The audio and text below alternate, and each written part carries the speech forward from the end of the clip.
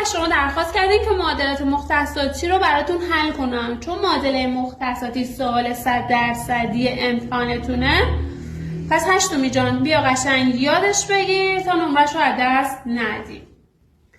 5 آی به علاوه 2 جی به علاوه 2 ایکس مساوی منفی 3 و منفی 2. 5 آی به علاوه 2 جی رو مختصاتی می نویسم 5 2. خب معادله رو می نویسم به علاوه 2 ایکس مساوی منفی 3 و منفی 2. خب حالا معادله حل می کنم. ایکس رو این طرف تساوی نگه می دارم، مختصات ها رو میارم این سمت تساوی.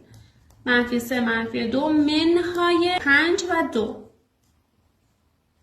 2x مساوی منفی 3 منهای 5 منفی 8 منفی 2 منهای 2 منفی 4. حالا x مون میشه منفی 8 تقسیم بر 2 منفی 4 منفی 4 هم تقسیم بر 2 میشه منفی 2.